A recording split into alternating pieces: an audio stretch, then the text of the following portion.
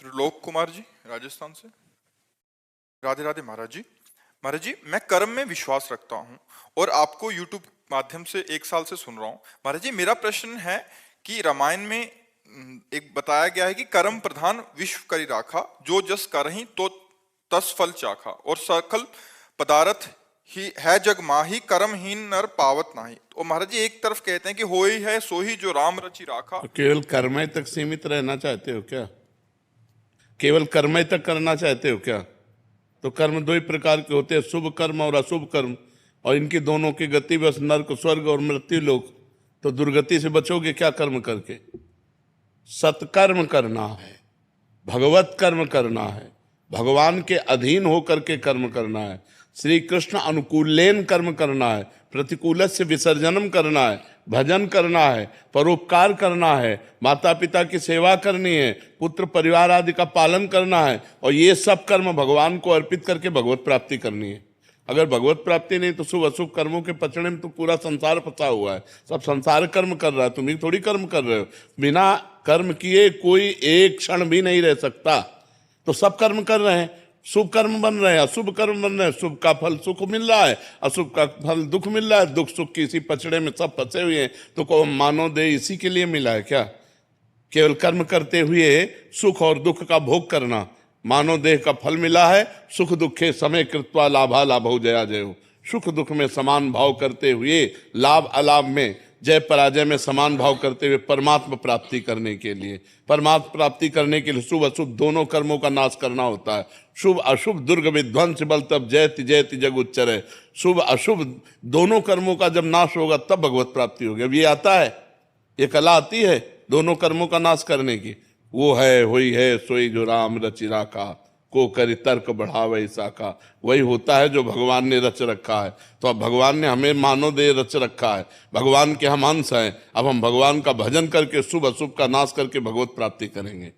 कर्मों के क्या, कर्म तो सब जीव कर रहे हैं। कौन सा ऐसा जो कर्म विहीन हो? कुछ पाप कर्म हो रहे हैं, कुछ पुण्य कर्म हो रहे हैं, लेकिन कर्मों के ऊपर जो उठे तब तो बात बने। मनुष्य जीवन केवल कर्मों में ही फंसे रहने के लिए थोड़ी है। कर्म समर्पण करके कर्म योग करने के लिए है। कर्म योग के द्वारा भगवत प्राप्ति करो, भक्ति योग के द्वारा भगवत प्राप्ति करो, ज्ञान योग के द्वारा भगवत प्राप्ति। ये योग प्राप्त करने के लिए मानव जीवन है। समझ पा रहे हो आप? अखिलेश मिश्रा जी काशी से।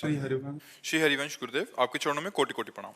महाराज जी, वापसी की तैयारी कब व कैसे की जाए? देहाभिमान पूर्णता गलित कैसे और कब होगा? देखो, विषयों की स्फुरना होती है सबसे पहले। जब हम विषयों का चिंतन करते हैं, देहाभिमान गलित होने का उपाय बता रहे हैं। क्योंकि कर्ता और भोक्ता ही देहाभिमान है।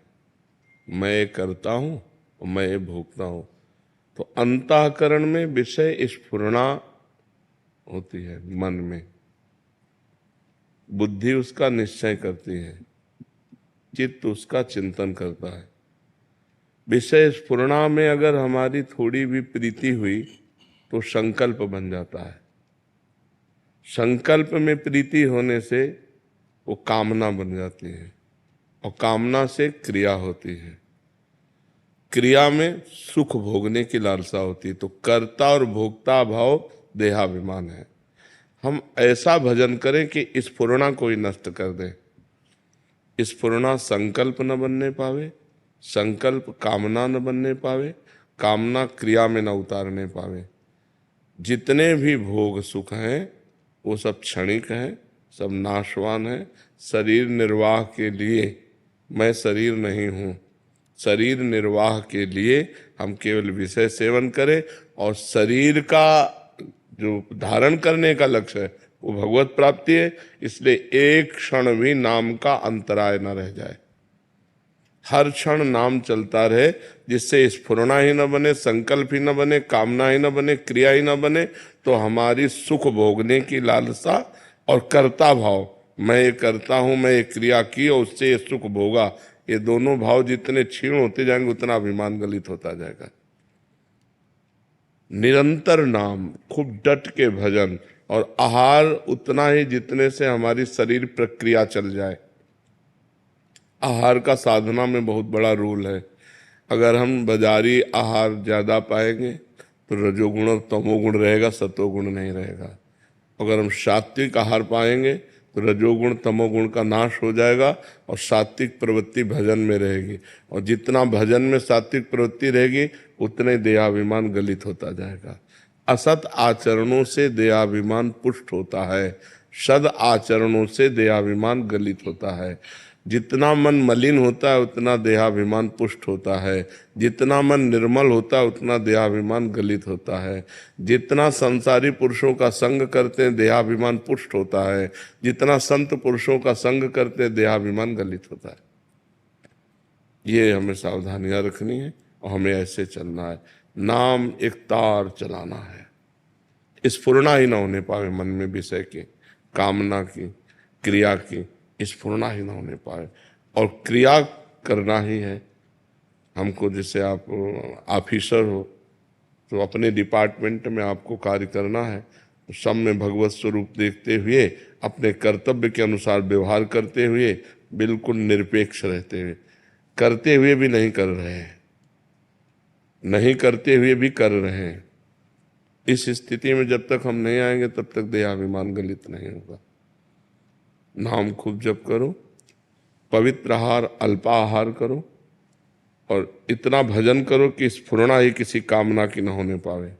और अपने कर्तव्य का ज्ञान रखो कि हमारा जो पद है उसके अनुसार हमें समाज में क्या व्यवहार करना है, उसमें अपराध न बनने पावे। तो इसी से भगवत कृपा से देहाभिमान गलित होकर यंत्रवत क्रियाएं हो रही, करता आप नहीं है। जैसे इनके शरीर की क्रियाएं हो रही आप करता अपने को नहीं मानते, ऐसे इस शरीर की क्रियाएं हो रही तो आप अपने को करता नहीं मानते। जैसे इनके पाप पुण्य के आप अधिकारी नहीं हैं, ऐसे जो अकर्ता पुरुष है, जो समदर्शी पुरुष है, वो अपने शरीर के पाप पुण्य का अधिकारी नहीं होता, वो मुक्त हो जाता है। जिसका देहाभिमान गलित हो गया उसके द्वारा पूरे संसार की हत्या हो जाए तो पाप नहीं लगेगा, पूरे संसार का भंडारा हो जाए तो कोई पुण्य नहीं लगेगा। देहाभिमान रहित महापुरुष के द्वारा जो सत्क्रिया होती है वो यंत्रवत भगवान के द्वारा होती है, तो वो भगवत स्वरूप हो जाता है जिसका देहाभिमान गलित हो जाता है। तो उसके लिए प्रक्रिया ये कि खूब नाम जप करो और सावधानी ये रहे कि विषय स्फुरना न होने पाए। स्फुरना हो जाए तो संकल्प ना बनने पावे, संकल्प बन जाए तो क्रिया न बनने पावे, और क्रिया हो तो सावधान हो जाए। अब वो फंसा लेगी क्रिया, क्रिया में उतर गया तो फिर कर्ता भाव से फंसा लेगा, और जहाँ कर्ता भाव है तो भोक्ता भाव अपने आप उसे भोगना पड़ेगा। अवश्य में वो भोक्तव्यम कृतम कर्म शुभाशुभम, शुभ अशुभ कर्म का कर्ता फल को जरूर भोगेगा, उसका सुख दुख फल भोगेगा। अहंकार विमूढ़ आत्मा, मूढ़ता में अहंकार होता है, ज्ञान में अहंकार नहीं होता है।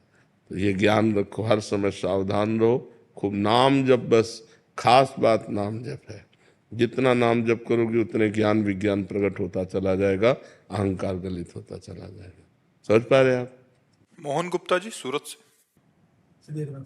श्री हरिवंश महाराज जी हम शास्त्रों के वचनों को श्रद्धा से सुनते हैं। श्री नाम की महिमा, प्रसाद की महिमा, धाम, हरि कथा, साधकों के जीवन में जो भी शुद्ध भक्ति के अनुरूप होता है उसे करने का प्रयास भी करते हैं। पर महाराज जी फिर भी ये अनुभव होता है कि मन अभी शुद्ध नहीं है, मन एकाग्र नहीं है, भीतर से तल्लीनता नहीं हो रही, कामना अनर्थ की निवृत्ति नहीं हो रही। महाराज जी ऐसा अंदर से बना रहता है। महाराज जी ऐसी अवस्था में भजन की कमी है, सुनने मात्र से काम नहीं चलता। हम ज्यादा पढ़ने और सुनने में समय नहीं लगाया, करने में लगाया है। अगर हमने किसी बात को पढ़ा एक लाइन तो वही ग्रंथ बंद कर दिया और उसका 100 बार चिंतन किया और उसको अपने जीवन में उतारने की कोशिश की। तो बहुत नायमात्मा प्रवचनेन लभ्या न मेधया न बहुना सुरतेन, ये आत्मबोध न तो बहुत प्रवचन करने वाले को मिलता है, न बहुत प्रवचन सुनने वाले को मिलता है, न बहुत बुद्धिमान को मिलता है। जो वर्ण कर लेता है उसको मिलता है। आचरण में उतारो, खूब नाम जप करो, अभी सब संशय खत्म हो जाएगा, मन निर्मल हो जाएगा। रात दिन नाम का चिंतन करते हुए नाम जप करो, नाम का चिंतन करते हुए नाम जप। जैसे आप मान लो महामंत्र जपते हैं तो पूरी लाइन आपके महामंत्र की दिमाग में लिखी होनी चाहिए, उसी को सुनो, उसी को बोलो। मान लो दिमाग में एकदम चल रहा है हरे कृष्ण कृष्ण कृष्ण हरे हरे राम राम राम। हरे कृष्ण हरे, रोना आने लगेगा। आप देखो चिंतन करते हुए जप करो तो अभी हृदय इतना निर्मल होने लगेगा कि अश्रु प्रवाह आने लगेगा नाम जप में। अब वो चल रहा है माला अंगुली में, जबान में नाम और मन संसार में, तो कनेक्शन सही नहीं है। जब तीनों का कनेक्शन एक बैठ जाएगा, मन, जिह्वा और माला, तब आनंद आने लगेगा। खूब जप करो, 1 मिनट भी खाली मत रहो। पता नहीं कौन सा मिनट हमारी जिंदगी का आखिरी मिनट हो और उस समय हम कुछ और चिंतन कर रहे हो। इसलिए हमें सावधानी पूर्वक भजन में लगना चाहिए। जब भजन में लगोगे तो संशय, मलिनता ये सब नष्ट हो जाएगा, अपने आप हृदय में आनंद का अनुभव होने लगेगा। महाराज जी जैसे गुरुजन आज्ञा करते हैं कि 11 माला करो, 16 माला करो, 32, ये 64। केवल लगाने के लिए है। ये केवल प्रारंभिक साधक को लगाने के लिए है कि अब एकदम नहीं जप रहा तो दीक्षा दी गई, कहा गया 11 माला तो आपको जपना ही है, कि चाहे जितना आप बिजी हो आप 11 माला कीजिए। लेकिन ये हद नहीं है भजन की, ये भजन की हद नहीं है। भजन तो बेहद है, जो हद बेहद है उसकी कोई गणना नहीं है।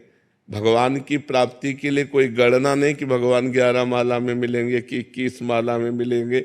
वो तो जब निरंतर प्रीति पूर्वक भजन किया जाता है, भगवान के सिवा और कुछ याद न रहे, केवल भगवान की चाह रह जाए, मैं भगवान का, भगवान मेरे, तब भगवान की प्राप्ति होती है। महाराज जी जैसे ये तो उत्तम साधक और ये उत्तम अवस्था प्राप्त करने के लिए ये उत्तम साधन है महाराज जी। महाराज जी जैसे संसार में बहुत सारे ग्रस्त जन हैं जो ड्यूटी पे भी जाते हैं, सब कुछ करते हैं, उनके लिए महाराज जी कठिन हो जाता है जब आप ये बोलते हो कि ऐसा करना है। तो महाराज जी जो नाम जप की संख्या होती है वो भी छोड़ देते हैं। अब हमारे साथ महाराज जी मिलते रहते हैं तो कहते हैं कि उसको छोड़ देते हैं, फिर उसमें करने लग जाते हैं। कुछ समय में ही मन 1-2 दिन तो ठीक चलता है, तीसरे दिन फिर वहीं पटक देता है, फिर वो संख्या भी जाती है और मतलब जो नाम का जो एक अभ्यास वो भी चला जाता है। तो महाराज हाँ, हमने ये कहा है कि 11 माला जो संख्या है वो तो, जैसे अब आप 1 माला लिखित किए तो 10 माला ऐसे करो। ऐसा हाँ, अब जैसे आपका मन 50 नाम में लगा कि लिखने में लगा तो शेष माला से पूरा करो। कुछ 10 मिनट 15 मिनट लेखनी का अभ्यास करो, क्योंकि सबका मन एकाग्र तो है नहीं, मन बड़ा चंचल है, एक क्षण में विषयों में भाग जाता है। यदि हम एकाग्रता पूर्वक 10 मिनट अभ्यास करें और शेष अपनी संख्या पूरी करें और रोज बढ़ाते चले जाएं, मान लो क्रम से महीना 15 दिन 10 मिनट चले, फिर हम 15 मिनट चलने लगे, फिर 20 मिनट चलने लगे, पर हमारी संख्या पूरी 11 की होनी चाहिए। महाराज जी कोई 6 महीने से जुड़ा है, कोई साल से जुड़ा है, तो सिद्धावस्था वाली बात करने लग जाते हैं कि अभी वो भी जाता है, कुछ दिन बाद वो कहते हैं कि बाबा नाम भी छूट गया। हाँ, नहीं नहीं, नियम तो पूरा ही करना चाहिए, शेष समय में ये कर लेना चाहिए। जैसे 1 माला ध्यान पूर्वक कर लिया और 10 माला गणना पूर्वक कर लिया तो गुरु आज्ञा का पालन हो गया।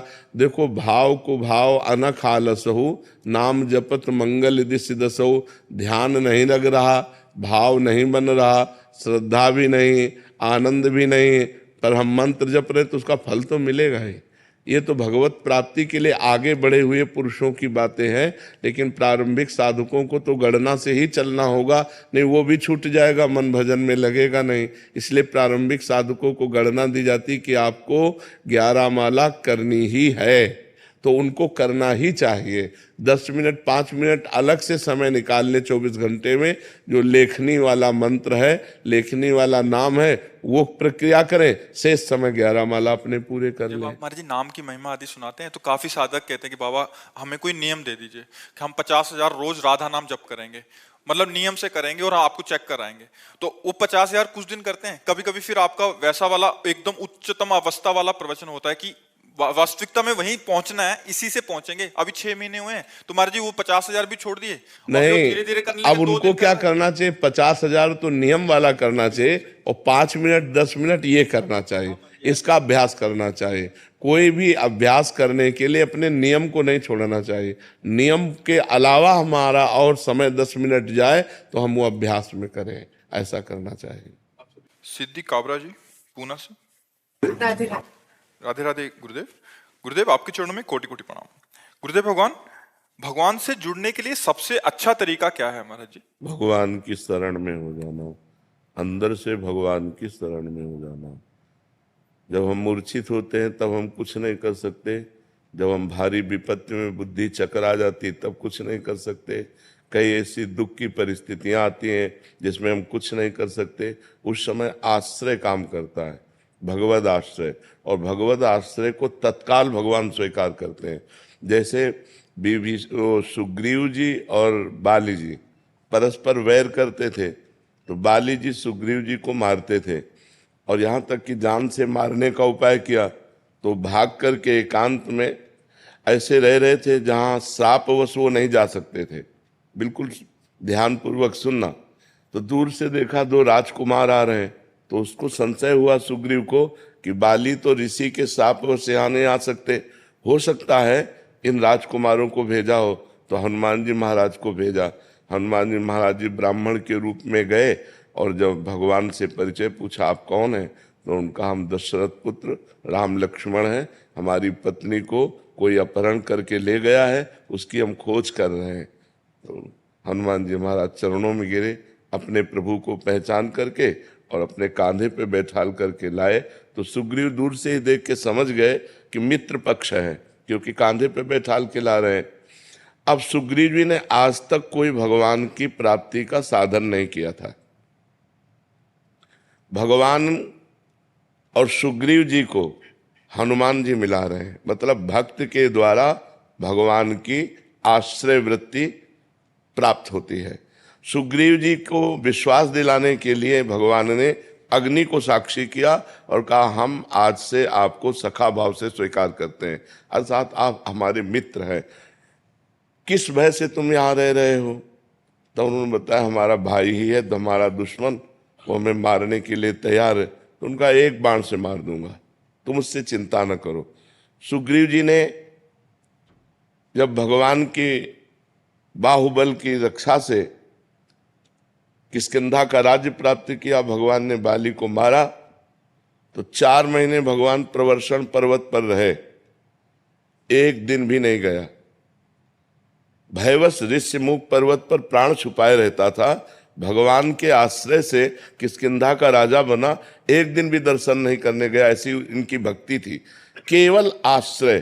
तो जब बाली को भगवान ने मारा तो बाली ने पूछा, मैं बैरी सुग्रीव प्यारा, कारण कवन नाथ में मारा, मैं आपका दुश्मन हो गया और सुग्रीव आपका प्रिय हो गया, ऐसा क्या? हम दोनों भाई हैं, जानते हम कितने भजनानंदी हैं, हमने कोई साधन भजन नहीं किया, इसने कोई साधन भजन नहीं किया, आपने मुझे क्यों मारा, इसका पक्ष क्यों लिया? तो भगवान ने कहा, ये मेरा शरणागत है, शरणागत का मित्र मेरा मित्र होता है, शरणागत का शत्रु मेरा शत्रु होता है, ये मेरा प्रण है। तो आश्रय मात्र से भगवत प्रीता प्राप्त होती है।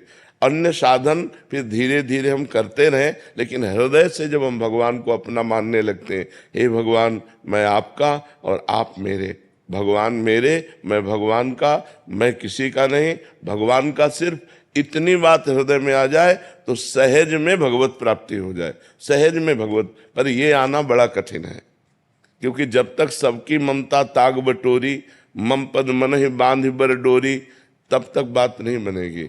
सबसे प्यार समेटकर एकमात्र भगवान के चरणों में जब तक अर्पित नहीं किया जाता, तब तक आश्रय पुष्ट नहीं होता। जननी जनक बंधु सुतदारा, तन धन धाम सुहृद परिवारा, सबकी ममता ताग बटोरी, मम पद मन ही बांध बर डोरी। भगवान कह रहे, सबका प्यार, सबकी ममता को समेटकर जो मेरे चरणों में समर्पित कर देता है, वो मेरा आश्रित हो जाता है, और मेरे आश्रित को त्रिभुवन में कभी कोई बाल बांका नहीं कर सकता। फिर उसके हृदय में भगवान की भक्ति के प्रभाव से शुद्ध ज्ञान प्रकट होता है, माया मल का नाश हो जाता है, वो मुक्त हो जाता है, भगवान के प्रेम को प्राप्त हो जाता है। शुभ्रा सोनी जी भोपाल से। श्री हरिवंश महाराज जी, संतोष और संयम की रेखा क्या है? अपने जीवन में संतोष और संयम कहां तक रखना चाहिए? संतोष रखने की चीज नहीं होती, वो एक स्थिति होती है। जब आवे संतोष धन, सब धन धूरि समान, गोधन गजधन बाजधन और रतन धन खान, जब आवे संतोष धन, सब धन धूरि समान। यथा लाभ संतोष सदा, काहू सो कछु न चाहोगे, कभी किसी से चाह उत्पन्न ना हो, ये संतोष की रेखा है। जैसी परिस्थिति में हो उसी में मैं राजी हूं। जोई जोई प्यारो करे सोई मुहि भावे। जैसे मुझे भगवान रख रहे हैं उतने में मैं संतुष्ट हूं। मैं किसी व्यक्ति के आगे चाह नहीं पैदा कर सकता, इसका नाम संतोष है। और संयम, धर्म विरुद्ध भोग नहीं भोग सकता चाहे मर जाऊं। जैसे श्री सदन कसाई जी जगन्नाथ जी की यात्रा को जा रहे थे, बहुत ही महान पुरुष, पर वो कसाई कुल में जन्म हुआ था। इनका स्वरूप था ये पशुओं का मांस ला के बेचते और धर्म पूर्वक चलते हो, भगवान का नाम जप करते, बड़े महान भक्त थे। देखो इनके धर्म की परीक्षा हुई। ये जगन्नाथपुरी जा रहे थे दर्शन करने, तो रास्ते में भिक्षावृत्ति से, भगवान के भक्त थे, तो एक घर में आवाज लगाई भिक्षाम दे। तो एक नौवधू निकली। और ये ब्रह्मचर्य का एक तेज होता है, भागवतिक भजन करने वालों में एक प्रकाश होता है जो सबको प्यारा लगता है। ऐसा लगता है ये हमसे बात कर लें, ये हमारी तरफ देख ले और ये हमारे बहुत प्रिय है, ऐसा सबको लगता है। जो सच्चे भजन मार्ग के पथिक होते हैं वो अपने लगते हैं। ऐसा लगता है कि काश मैं इनके संग में रह पाता। ऐसा उस नौवधू ने जे भी देखा वो लुट गई। उसने कहा यहीं पा लीजिए। अब संत सरल चित जगत हित, वो बैठ गए। संध्या का समय था, प्रसाद तो आए। भगवान की इच्छा, संतों में तो रहता ना भगवान की इच्छा, जैसे महलों में रखे चाहे झोपड़ी में बास दे। उस स्त्री ने हाथ जोड़ा और कहा महाराज जी अगर रात्रि यहीं शयन कर लो और सुबह आप, तो बड़ी श्रद्धा देखी तो ठीक है। अब रात्रि में जब शयन की स्थिति में, तब वो आकर अपनी काम वेदना प्रकट की। तो उनका देवी आपके पति हैं, आप ऐसी चेष्टा करते हैं। उसका उल्टा दिमाग चला कि मानो ये कह रहे हैं आपके पति, अगर पति ना होते तो उसने अपने पति की हत्या कर दी सोते हुए। फिर आई और कहा अब स्वीकार करो पति को मैं, उनका दुष्ट, तो उन्होंने कहा अगर मैंने हल्ला मचा दिया तो तुम्हारी अभी दुर्गति हो जाएगी। ये संयम की परीक्षा। तो उन्होंने कहा नहीं, मैं धर्म विरुद्ध आचरण नहीं कर सकता, मृत्यु को स्वीकार कर सकता हूं। उसने हल्ला मचा दिया, लोग एकत्रित। तो क्या हुआ, ये हमसे गलत करना चाहता था, हमारे पति ने रोका, पति को मार डाला और फिर गलत करना चाहता तो मैं हल्ला मचा दिया। अब वो सदन जी जय जगन्नाथ जय जगन्नाथ, भगवान आप देख रहे हो। लोगों ने मारा पीटा, बंदी बना लिया, राजा के पास ले गए। राजा ने जब ऐसी बात सुनी, दोनों हाथ कटवा दिए यहां से, और देखा कि भक्त है तो दोनों हाथ कटवाकर फांसी तो नहीं दी पर छोड़ दिया। एक भी अपराध नहीं है इसमें। लेकिन पूर्व में जिस कर्म से कसाई बने आके, तो कोई ना कोई पाप कर्म रहा ना, तो वही हाथ कटवा लिए गए। पाप यहां बिल्कुल नहीं है, पाप पूर्व का है। और यहां संयम की परीक्षा में पास हुए, लेकिन पूर्व का पाप कर्म उनके हाथ कटवा दिए। जय जगन्नाथ जय जगन्नाथ। जगन्नाथ जी पहुंचे, कहा प्रभु अब तो हाथ भी नहीं जोड़ सकते क्योंकि यही ले काट डाले गए। तो ऐसे करके जे भी किया सो नवीन हाथ आ गए, भक्तमाल ग्रंथ में लिखा हुआ है। तो संयम इतना कि चाहे मृत्यु का अवसर आ जाए पर हम अपने धर्म से विमुख ना हो। संतोष इतना, कैसी भी परिस्थितियों में किसी से हाथ ना पसारे। मंगबो भलो न बापसो, जो प्रभु राखे टेक। देनहार कोई और है, देत रहते दिन रैन। लोग भरम मोह करे, तासो नीचे नैन। एक बार रहीमदास जी स्वर्ण बांट रहे थे, रत्न बांट रहे थे, बड़े धनी थे, तो ऐसे बांट रहे थे। तो लोगों ने पूछा कि आप नेत्र नीचे करके क्यों बांट रहे हैं? बोले देनहार कोई और है, वो देत रहते दिन रैन। लोग भरम मोह करे कि रहीम बांट रहे हैं, इसलिए तासो नीचे नैन, इसलिए मेरे नेत्र नीचे हैं। तो संयम इतना कि किसी भी परिस्थिति में हमें धर्म विरुद्ध नहीं जाना, तो संयम संतोष हमारा सफल माना जाएगा। संदेश जी पंजाब से। राधे राधे महाराज जी। महाराज जी आपके चरणों में कोटि कोटि प्रणाम। महाराज जी चिंतन को अड़िग प्रभु से जोड़ने के लिए क्या करना चाहिए, या सिर्फ ये कृपा से ही संभव है? नहीं, इसके लिए सात्विक आहार, सात्विक दर्शन, सात्विक भाषण, सात्विक श्रवण, ये अनिवार्य है। जैसे हमारा भोजन है वो सात्विक होना चाहिए, तनिक भी अपवित्रता नहीं होनी चाहिए, तब हमारा चिंतन भगवान से जुड़ेगा। पेय पदार्थ सात्विक होना चाहिए। हमारा दर्शन जैसे मोबाइल में है या बाहर है, सात्विक होना चाहिए। अगर हम गंदा दर्शन करते हैं मोबाइल में या बाहर गंदा भाव रखते हैं, फिर भजन नहीं होने वाला। हमारा खान पान सही होना चाहिए, हमारा देखना सही होना चाहिए, हमारा सुनना सही होना चाहिए, हमारा बोलना सही होना चाहिए। इनका भजन में बहुत योगदान है। देखो, हम पर कृपा तो हो चुकी है, अगर कृपा न होती तो मनुष्य शरीर न मिलता, मनुष्य शरीर मिलकर के हमको साधु संग न मिलता। अब मोहि भाव भरोस हनुमंता, बिनु हरि कृपा मिले नहीं संता। तो संतों के संग में बैठे तो इसका मतलब आप कृपा पात्र तो भगवान के हो। अब आपको प्रयास करना पड़ेगा कि आपका खान पान जो भी है वो बहुत पवित्र होना चाहिए, भगवान को अर्पित किया हुआ पवित्र भोजन, पवित्र विचार, पवित्र दर्शन, और कोशिश करें पवित्र लोगों का संग। अब जैसे गंदे विचार वाले लोग हैं, गंदे आचरण करते हैं, उनका संग करेंगे तो उनके जो परमाणु हैं वो हमको बलात् गंदगी की सोचने के लिए विवश करेंगे। गंदी क्रियाओं का हमारे अंदर चिंतन होने लगेगा, गंदी बातें हमें अच्छी लगने लगेंगी। कुसंग और सत्संग अपना प्रभाव रखता है, कुसंग अपना प्रभाव रखता है, सत्संग अपना प्रभाव रखता है। तो हमें सत्संग करना है, सही बातें बोलना है, सही बातें सुनना है, सही बातें देखना है, पवित्र भोजन पाना है और प्रयास करना है कि भगवान का बार बार नाम जप हो। फिर आप देखो आपकी उन्नति हो जाएगी अध्यात्म में। अब गंदा भोजन, गंदे विचार, गंदा दृश्य जो मन आया और टीवी में देख लिया, मोबाइल में देख, वो चिंतन हमारे अंदर जैसे सीसी कैमरा होता है ना, वो सब कवर करता रहता है, बिना खींचे खींच जाता है।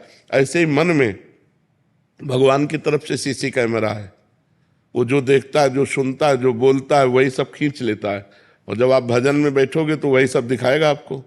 तो लगता है यार, भजन के पहले तो इतना गंदी बात नहीं आती थी, जब हम भजन करने लगे तो कितनी गंदी बात आती। तो हमको अपने सीसी कैमरे के सामने गंदी बातें नहीं लानी, गंदे दृश्य नहीं सोचना, गंदी क्रियाएं नहीं करना, तब भजन मार्ग बड़ा पवित्र मार्ग है। देखो, आपका शरीर पवित्र, आपका वस्त्र पवित्र, आपके विचार पवित्र, तो परम पवित्र भगवान का भजन बनेगा। ऐसे भजन में कहाँ फिर रुचि हो पाएगी। पापवंत कर सहज स्वभाव, भजन मोर ते भाव न काऊ। मनुष्य जीवन मिला है ऊंचाई पर चढ़ने के लिए, क्योंकि 83,99,999 से 99 योनियों में सबसे ऊंचाई पर है, टॉप पे ये मनुष्य देह। अब अगर यहाँ से गिरे तो सुअर, कुत्ता, नाली के कीड़ा, भूत प्रेत क्या बनना पड़ेगा कुछ पता नहीं। तो इससे ऊपर उठना है, इससे ऊपर उठना, भगवान की प्राप्ति करना, या हमारा फिर जन्म हो और परम पवित्र भारत देश में ही हो और हम भगवान का भजन करें, हम अपने राष्ट्र की सेवा करें, कोई ऐसा पद मिले जिससे निर्विकार होकर, प्रलोभन भय छोड़कर हम समाज की सेवा करें, भगवान का नाम जप करें। अब इससे नीचे न गिरे, सुअर कुत्ता न बने, नाली के कीड़ा न बनना पड़े, हमको ऐसे योनियों में न जाना पड़े। इसलिए नाम जप अनिवार्य है, इसलिए परोपकार अनिवार्य है। और ये नाम जप परोपकार तभी हो सकता है जब आपकी बुद्धि शुद्ध होगी। तो बुद्धि शुद्ध होने के लिए भोजन शुद्ध, जैसा खाओ अन्न वैसा बने मन, जैसे पियो पानी वैसी बने वाणी। अब पिए शराब, खाए मांस, गंदे आचरण करे और सोचे कि अध्यात्म में हम चल लेंगे, कदापि नहीं। जो पह दुष्ट हृदय सोई होई, मोरे सन्मुख आओ कि सोई। यदि वो दुष्ट हृदय है वो भगवान के मार्ग में नहीं चल सकता। भोगेश्वर प्रसक्ता नाम तया प्रहत चेतसाम, व्यवसायत्मिका बुद्धि समाधो न विधीयते। जो भोग ही नाना प्रकार के पदार्थों के ही भोग और संग्रह में लगा हुआ है, वो कभी भगवत प्राप्ति करना ऐसा सोच भी नहीं सकता। भगवान कह रहे हैं तो हमें मनुष्य जीवन मिला है तो हम पवित्र आहार करें, पवित्र आचरण करें और परम पवित्र भगवान का चिंतन करें। महाराज जी, पर पशु की योनि जो होती है वो दंडित के मतलब वो योनि जो होती केवल कर्म भोग है, नवीन कर्म नहीं कर सकते आप। जो आपका प्रारब्ध भोग है उसे वही भोगना होगा, इसके आगे नहीं। तो बट वो जो पशु होते हैं वो दंड, ऐसा तो नहीं होता उनको कोई पिछले जन्म में कोई दंड मिला हो और इस वजह से वो इस बार पशु बने? तो दंड तो हर योनि दंड ही तो है। केवल एक मनुष्य योनि है जिसमें आपको छूट है, जो चाहो कर सकते हो, जो चाहो कर सकते हो। आप देवता बन सकते हो, आप नारायण का भजन करके नारायण में तन्मय हो सकते हो, आप राम जी का भजन करके राम जी में तन्मय हो सकते हो, जो चाहो। हर पशु पक्षी जो 83,99,999 योनियां वो कुछ नहीं कर सकते, केवल अपना भोग भोग सकते हैं कर्म का। जो हमने मनुष्य जन्म, हमारे कोई पहला मनुष्य जन्म थोड़ी है, असंख्यों बार हो गए, जो कर्म किए वो भोगना पड़ेगा। फिर भगवान ने अब चांस दिया कि मिटा लो साले कर्मों को, भजन करके परोपकार करके अपने अशुभ कर्मों को मिटा दो। तो हम भूल गए, फिर यहाँ आ गए, वही लड़का बच्चा, पढ़ाई लिखाई, रुपया पैसा, खान पान, मौज मस्ती, फिर मर गए, फिर वही सुअर कुत्ता बने जाकर के, फिर नाना प्रकार की भोग योनियां। पर महाराज जी, जैसे देखा है कई बार लोग अत्याचार करते हैं पशु पे, वो कहते हैं कि क्योंकि ये इनको हाथ लगाना पाप है, तो क्या ये सोच समाज की? नहीं, पशु को हाथ लगाना पाप नहीं, ऐसा नहीं है, कभी कहीं किसी शास्त्र में ऐसा नहीं लिखा। बर्ताव व्यवहार मर्यादा के अनुसार करना है। हम कह रहे हैं पशुओं के साथ व्यवहार करो, प्रिय व्यवहार करो, मित्रवत व्यवहार करो, लेकिन एक सीमा तक करो। देखो अलग अलग मर्यादा है। जैसे हम गौ के मूत्र का अपने हिंदू लोग पवित्र मानते हैं, गाय के गोबर को लीपते हैं, लेकिन कुत्ते के गोबर को तो नहीं लीप सकते। हर पशु की एक अपनी मर्यादा है, हम उस मर्यादा से चलें। जो हमारी गाय के प्रति श्रद्धा है वही हम खान पान के सब जीवों के प्रति रखें, लेकिन बर्ताव अलग अलग है, बर्ताव में भेद है। तो हमें लगता है कि पशुओं से प्यार करे, पर मर्यादा के अनुसार करे। प्यार जरूर करे।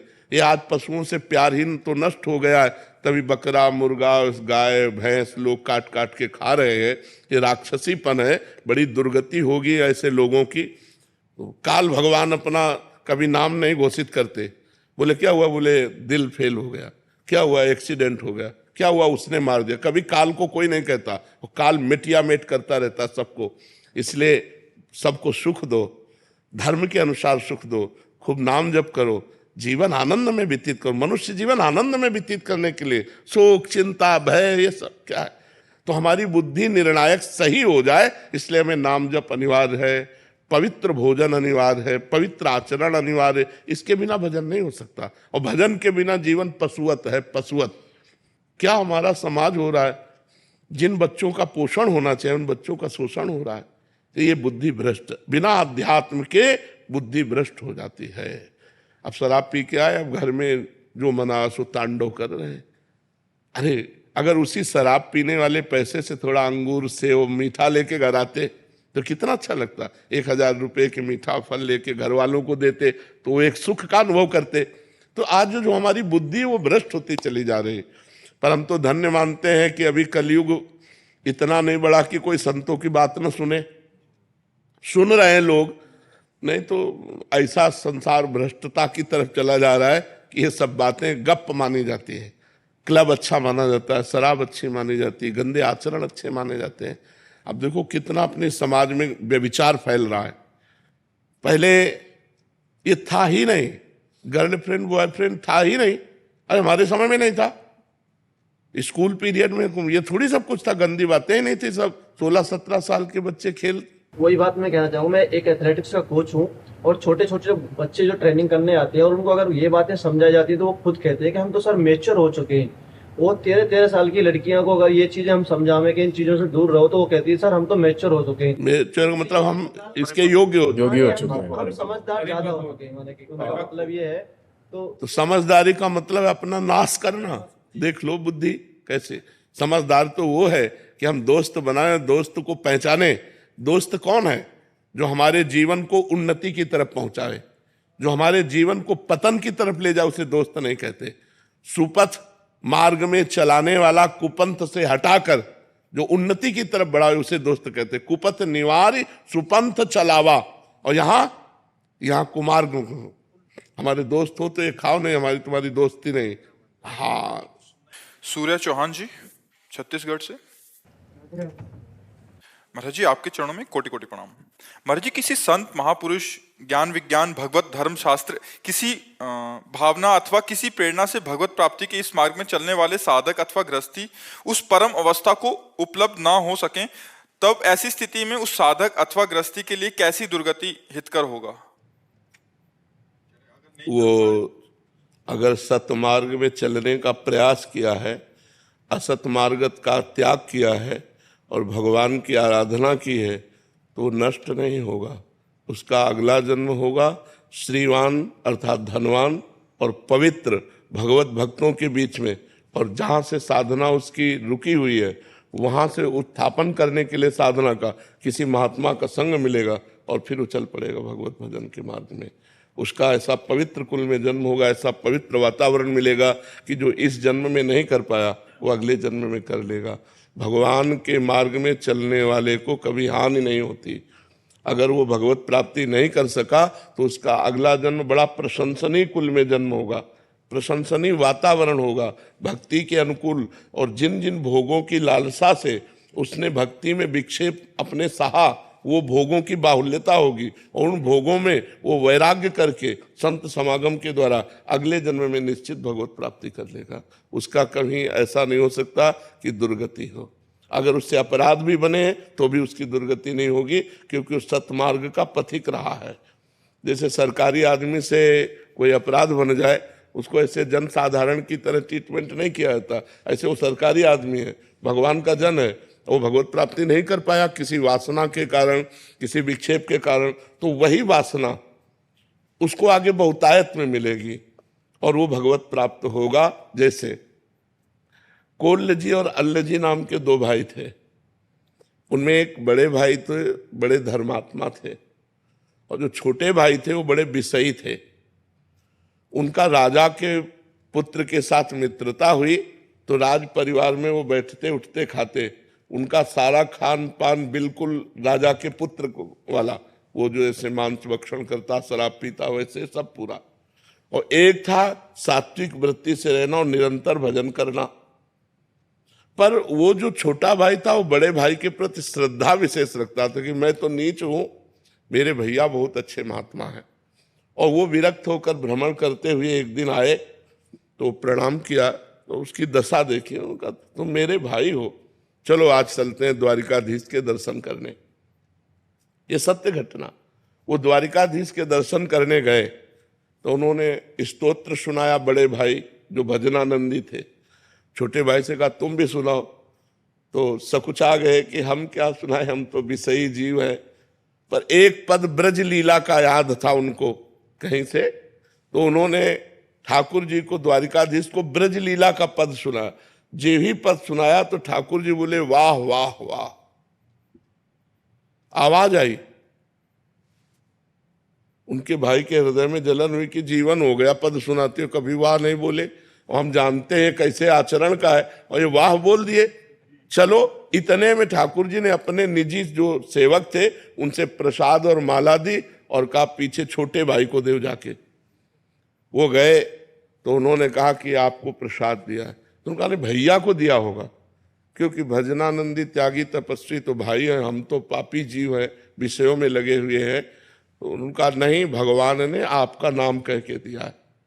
अब वो हाथ में, अब बड़े भाई के हृदय में और जलन हो गई कि देखो भगवान ने हमें प्रसाद नहीं दिया, रोज पद सुनाऊं तो भगवान कभी वाह नहीं बोले, और ये विषयी जीव इसके उसमें वाह बोले। अब जीऊंगा नहीं, जब भगवान ही हमारे नहीं हुए तो मैं जीऊंगा क्या।